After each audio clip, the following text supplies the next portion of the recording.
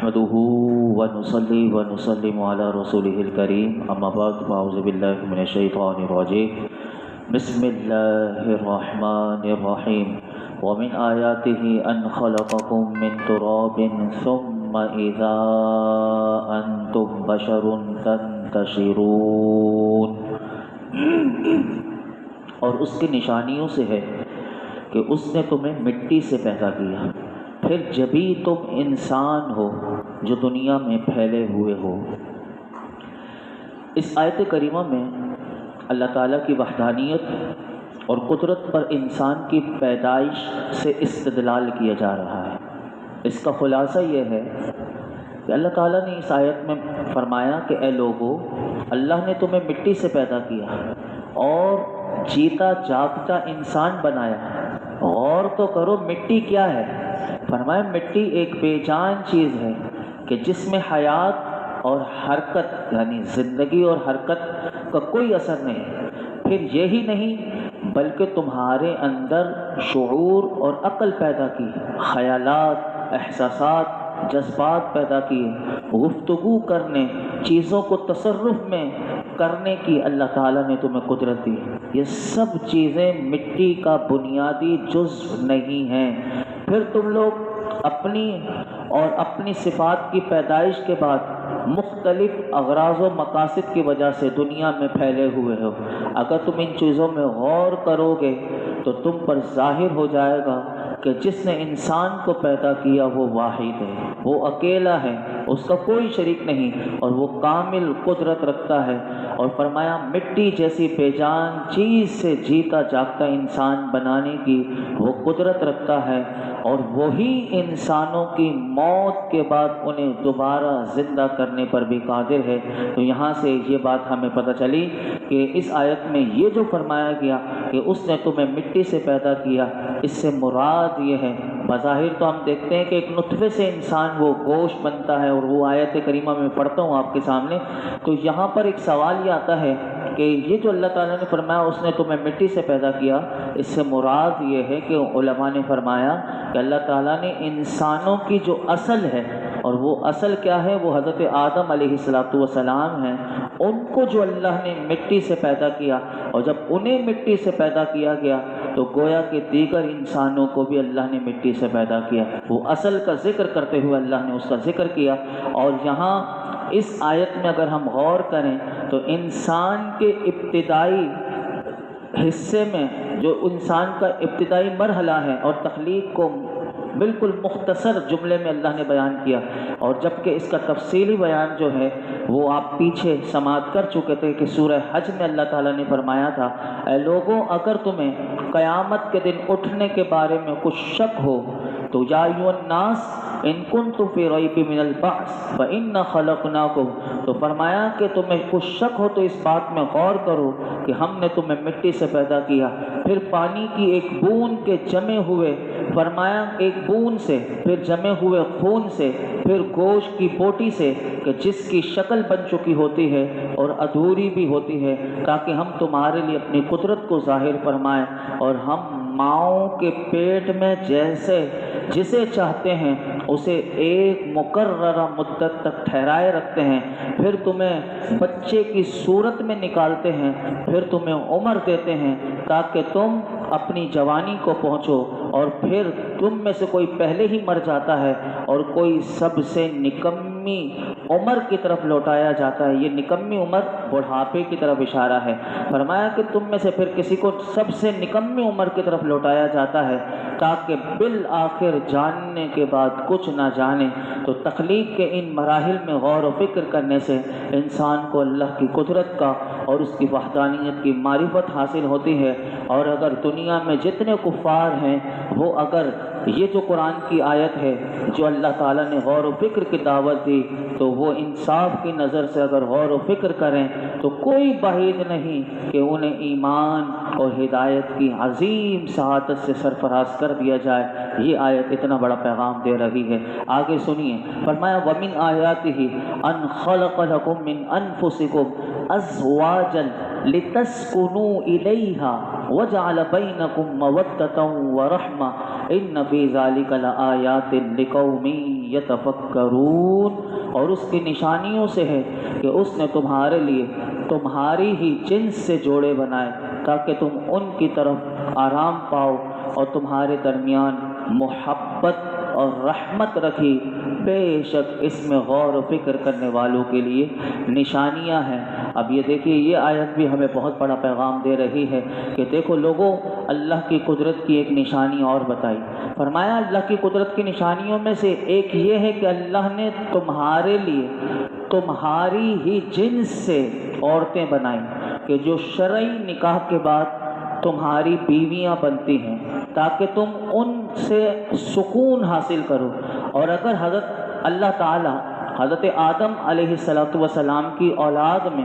صرف مرد کو پیدا کرتا، عورتیں پیدا ہی نہ کرتا، اور عورتوں کو اللہ مرد کے علاوہ کسی اور جنس سے پیدا کرتا جیسے کہ جنات ہیں یا حیوانات ہیں، فرمایا اگر اللہ ان سے تمہارے لیے عورتیں پیدا کرتا تو پھر تم ان سے، کیونکہ وہ جنس بدل جاتی، تو پھر تم ان عورتوں سے سکون حاصل نہ کر سکتے بلکہ تمہیں ان سے نفرت ہوتی۔ یعنی جنات کی بیوی،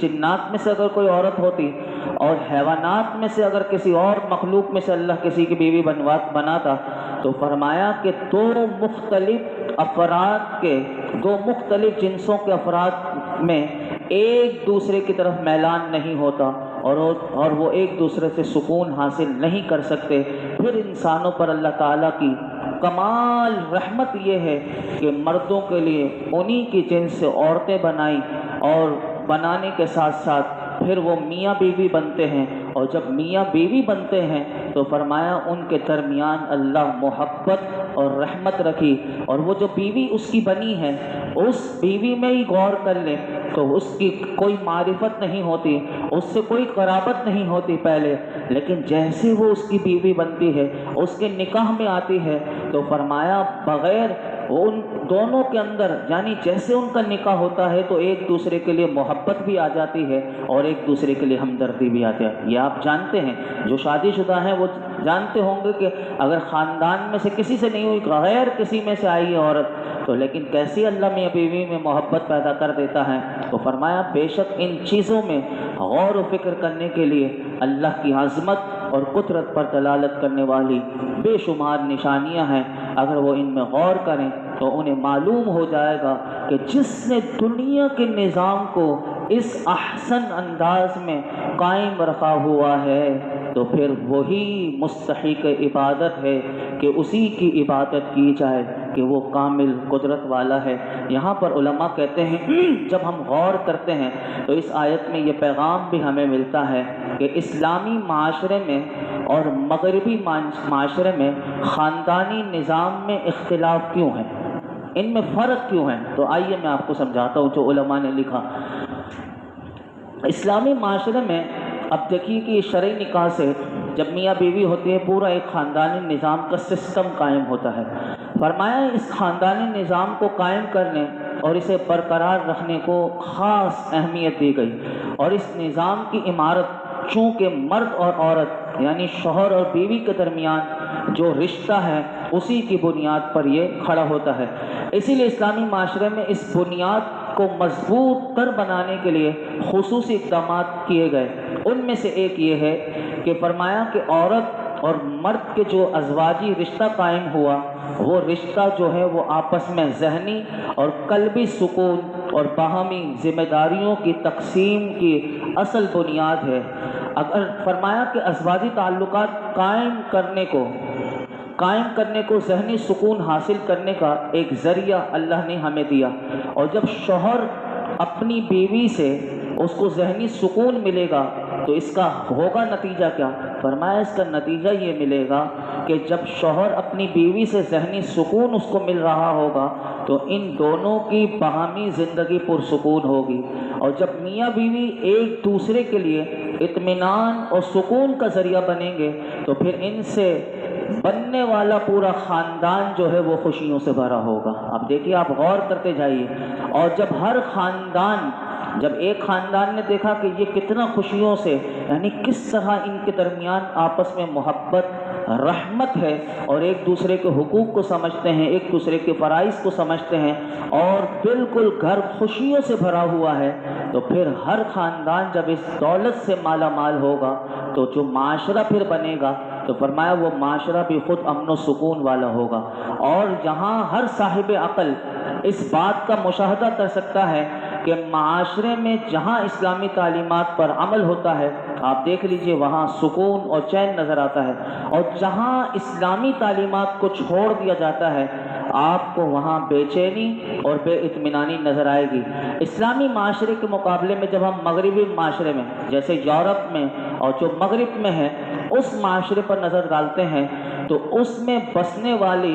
ذہنی سکون سے، دولت سے یہ محروم نظر آتے ہیں۔ اس کی وجہ یہ نہیں کہ آپ سوچیں کہ ان کے پاس دنیاوی علوم، فنون، ٹیکنالوجی کی ترقی میں کوئی کمی باقی ہے، اس وجہ سے انہیں ذہنی سکون سے وہ محروم ہیں، تو پھر نہیں، بلکہ اس کا جواب یہ ہے کہ مغربی معاشرے کے پاس تمام تر ترقی، دولت، آسائشوں، سہولتوں کی بھرمار ہے ان کے پاس۔ آپ دیکھ لیجئے ساری ٹیکنالوجی وہیں سے آ رہی ہے، پہلے یہ مسلمانوں کے پاس ہوتی تھی لیکن آج ان کے پاس ہے، سب کچھ ہے، لیکن اس کے باوجود بھی مغربی معاشرے میں جب جائیے آپ وہاں پر، جو جاتے ہیں آپ ان سے پوچھئے گا تو وہ آپ کو بتائیں گے کہ وہ ذہنی سکون سے بالکل محروم ہوتے ہیں۔ اس کی وجہ کیا ہے؟ اس کی بنیادی وجہ یہ ہے کہ انہوں نے صرف جنسی تسکین اور اپنی شہوت کی آگ کو بنیاد بنایا، یعنی جو شہوت اللہ نے انسان کے اندر رکھی ہے اس کو انہوں نے وہ جنسی تسکین کا اور شہوت کو پورا کرنے کی بنیاد بنایا، جس کے لیے انہوں نے عورت کو بے راہ روی کی آزادی بالکل دے دی، اور مرد کو وہاں مغربی معاشرے میں یہ اختیار دیا گیا کہ وہ کسی بھی عورت سے اس کی رضامندی کے ساتھ جنسی تعلقات کو قائم کر سکتا ہے،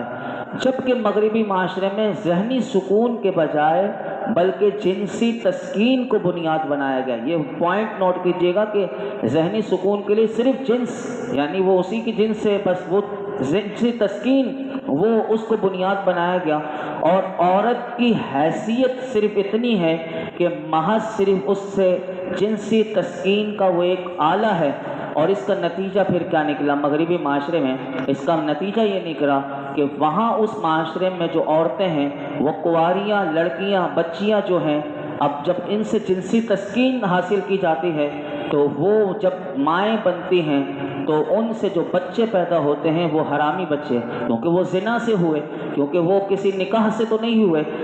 تو ناجائز بچوں کی مائیں بننا ان کنواری عورتوں کا، اور اسی طرح حرامی بچیوں کی پیدائش، اور پھر اگر انہیں نہ رکھنا چاہیں تو مغربی معاشرے میں ایسے بچوں کو وہ مار دیتے ہیں، قتل کر دیتے ہیں، اور اس طرح کی وارداتیں آپ کو بہت وہاں پر ملیں گے، اور وہاں طلاقوں کی شرح سب سے زیادہ، خاندانی نظام وہاں تباہ ہو کر رہ گیا، اور نفسیاتی اور ذہنی امراض میں مبتلا افراد سب سے زیادہ مغربی معاشرے میں پائے جاتے ہیں۔ اور یہاں تک کہ ریسرچ جو آج بتاتی ہے کہ مغربی معاشرے میں سب سے زیادہ ہاسپٹل وہاں پہ آپ کو پتہ ہے کس چیز کے ہیں؟ وہاں ذہنی اور نفسیاتی امراض کے ہاسپٹل سب سے زیادہ ہیں، یعنی یہ دیگر امراض سے زیادہ لوگوں کو ذہنی اور نفسیاتی مریض کے وہاں ہاسپٹل زیادہ ہیں، اور ذہنی مریضوں اور دماغی سکون کی جو دوائیں ہیں سب سے زیادہ اس مغربی معاشرے میں کھائی جاتی ہیں اور وہاں وہ بکتی ہیں۔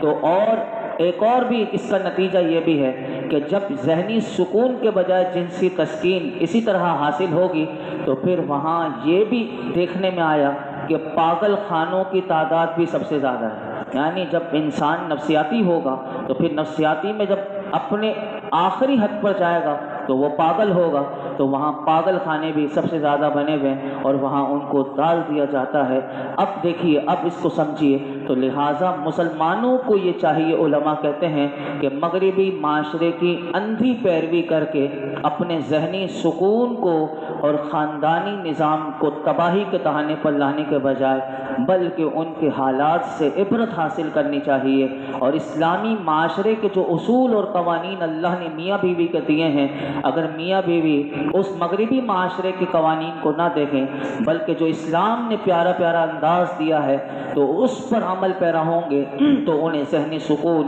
بھی ملے گا اور خاندانی نظام بھی برقرار رہے گا۔ ورنہ آج ہمارے یہاں بھی خلا کی تعداد بڑھتی جا رہی ہے، اور میاں بیوی نے بھی آج صرف دولت کو معیار بنا لیا ہے۔ اس کی وجہ سے نہ بیوی شوہر کے حقوق کو سمجھتی ہے، نہ شوہر کو بیوی کے حقوق کچھ پتہ ہوتے ہیں، اور بس صرف ایک جس طرح بس نظام چل رہا ہے، لوگ شادی کر لیتے ہیں، نکاح کر لیتے ہیں، لیکن کیسے اس کو نبھانا ہے یہ کسی کو نہ میاں کو پتہ ہوتا ہے نہ بیوی کو پتہ ہوتا ہے۔ ایک حدیث پاک میں آپ کے سامنے رکھتا ہوں، اللہ اکبر، اگر یہ چیزیں ہماری بیٹیوں کو پڑھائی جائیں اور یہ گھروں میں پتہ ہو تو پھر بتائیے وہ گھر کیسے سکون والے ہوں گے۔ ایک حدیث پاک میں آپ کے سامنے رکھتا ہوں، حضرت ابو ہریرہ رضی اللہ تعالیٰ عنہ سے روایت ہے کہ رسول اللہ صلی اللہ علیہ وسلم نے ارشاد فرمایا، اس ذات کی قسم کہ جس کے قبضہ قدرت میں میری جان ہے، کہ جس شخص نے اپنی بیوی کو اپنے بستر پر بلایا اور بیوی آنے سے انکار کر دے، اللہ تعالیٰ اس عورت سے اس وقت تک ناراض رہتا ہے کہ جب تک اس کا شوہر اس سے راضی نہ ہو جائے۔ اب یہ کیا ہے کہ بیوی کو کیا ادب سکھایا گیا کہ شوہر کا مقام کتنا بڑا۔ اور اسی طرح ایک اور حدیث پاک میں آتا ہے کہ حضرت ابو ہریرہ رضی اللہ تعالی عنہ روایت کرتے ہیں کہ رسول اللہ صلی اللہ علیہ وسلم نے ارشاد فرمایا کہ اگر مرد اپنی بیوی کو اپنے بستر پر بلائے اور وہ نہ آئے،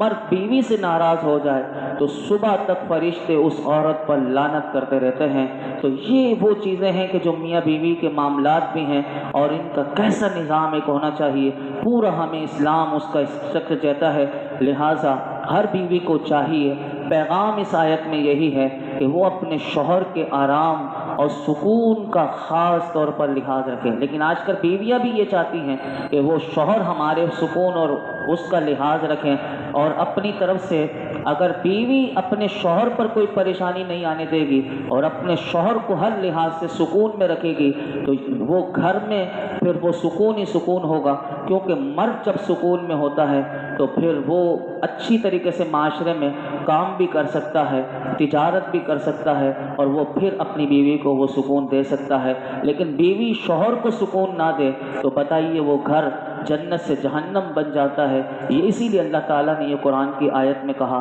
کہ غور کرو کہ ہم نے یہ جو رشتہ بنایا، اور یہ شرعی نکاح سے جب میاں بیوی بنتے ہیں تو جب ایک دوسرے کے حقوق کا لحاظ رکھیں گے اور ایک دوسرے کو سمجھیں گے تو پھر اللہ ان کے درمیان محبت اور رحمت تو پہلے ہی اللہ نے رکھ دی ہے، تو پھر یہ محبت اور رحمت بڑھتی چلی جائے گی اور گھر امن اور سکون کا گہوارہ ہوں گے۔ اور جب ان سے بچے پیدا ہوں گے اور وہ دیکھیں گے ہمارے ماں باپ کے درمیان اس طرح کی محبت ہے، تو معاشرے میں وہ بچے جب نکلیں گے ان کے اندر بھی محبت ہوگی اور وہ محبت بانٹیں گے۔ ہمارے ہاں بدقسمتی سے یہی وجہ ہوتی ہے کہ پھر محبتیں ہم بانٹتے نہیں، ہمارے اندر سے پھر لوگوں کو تکلیف ملتی ہے۔ جیسے کہ مسجد میں بھی اس حوالے سے آخری بات میں عرض کر دوں کہ یہ جو بچے آتے ہیں نماز پڑھنے کے لیے، ان کو بھی ہمیں، کیونکہ اب یہ مسجد میں آئے، ان کا آنا، ویسے تو بالکل چھوٹا بچہ جو بالکل نہ سمجھ ہو اس کو لانا تو بالکل شریعت میں ممنوع ہے کہ جو مسجد میں شور کرے اور جس کو بالکل عقل نہ ہو اس کا مسجد میں لانا تو بالکل منع ہے۔ لیکن بالکل جن کو سمجھ تھوڑی بہت بھی ہے اور وہ مسجد میں نماز پڑھنے کے لیے ان کا دل لگ رہا ہے، تو ان کے لیے بھی ہمارے بڑوں کو بھی چاہیے جو مسجد میں آتے ہیں نماز پڑھنے کے لیے، ان کے لیے ان کو الگ صف میں پیچھے کر کے بالکل محبت ادب سے، ایسے نہیں کہ جھاڑ کے کہ وہ مسجد میں کبھی آنا ہی پسند نہ کریں، ان چیزوں سے ہمیں بچنا ہوگا۔ اور آخری بات یہ کہ جو علماء نے یہ مسئلہ بھی لکھا کہ جو سمجھدار بچہ ہے اور وہ نماز کو جانتا ہے تو بالکل وہ سب کے درمیان میں بھی کھڑا ہو سکتا ہے۔ یہ مسئلہ لکھا ہوا ہے کہ اگر وہ سمجھدار ہے نماز کے مسائل کو بالکل نماز صحیح پڑھنا جانتا ہے تو وہ سب کے درمیان بھی کھڑا ہو سکتا ہے، تو بچوں سے بھی محبت کیجیے اور سب سے محبت کیجیے، بلکہ ہم مسجد میں آتے اسی لیے کہ ایک دوسرے سے ایثار پیار۔ ہاں اگر کوئی ناسمجھ ہے، شور شرابہ کرتا ہے تو اس کو ادب سے بالکل پیار محبت سے اگر سمجھا دیا جائے، سمجھ جائے تو ٹھیک، نہ سمجھے تو پھر اس کو بالکل ادب کے ساتھ پیچھے بالکل کر دیا جائے تاکہ اس کا دل نہ ٹوٹے اور وہ مسجد سے بالکل کنارہ کش نہ ہو جائے، کبھی مسجد میں آنا پسند نہ کرے۔ ایسا نہیں کرنا چاہیے۔ اللہ رب العالمین ہم سب کے حال پر اپنا رحم و کرم نازل فرمائے۔ الحمدللہ رب العالمین والصلاۃ والسلام علی سید الانبیاء والمرسلین وعلی آلہ واصحابہ اجمعین۔ یا اللہ پاک جو کچھ ہم نے سنا اس میں کوئی غلطی کوتاہی معاف فرما، اپنی بارگاہ میں قبول فرما، اعمال صالحہ کی توفیق عطا فرما، ہمارے اخلاق اچھے کر دے، اخلاق حسنہ کی دولت دے دے، ہماری